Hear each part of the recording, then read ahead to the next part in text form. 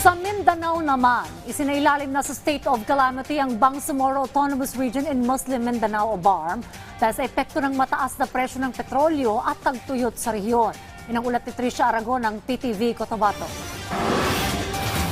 Isinailalim na sa state of calamity ang buong Bangsamoro Autonomous Region in Muslim Mindanao o BARM dahil sa pinagsamang epekto ng global oil crisis at patuloy na El Nino phenomenon. Ayon kay BARM Chief Minister Abdul Rauf Makakwa, nagdeklara ng state of calamity upang agarang matugunan ang lumalalang epekto ng pagtaas ng presyo ng langis at matinding tagtuyot sa rehiyon. Nakaranas ng ENSO-neutral conditions ang Tropical Pacific na nagdulot ng El Nino Alert mula pa noong April 22, 2026 at inaasahang magpapatuloy hanggang sa unang bahagi ng taong 2027. Pinayagan ng deklarasyon ang agarang paggamit ng calamity at emergency funds ng mga local government para sa rescue, relief, recovery at rehabilitations effort sa mga apektadong komunidad.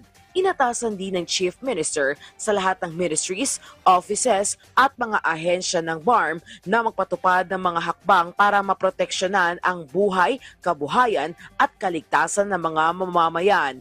Aabot na sa halos 800 magsasaka ng palay at mais sa Maguindano del Norte at Maguindano del Sur ang apektado ng El Nino. Batay sa datos ng Ministry of Agriculture, Fisheries and Agrarian Reform, may mahigit 800 ektarya ng sakahan at 36 na bayan at 167 barangay ang napinsala kung saan umaabot sa tinatayang 1,500 metric tons ng palay at mais ang nawala.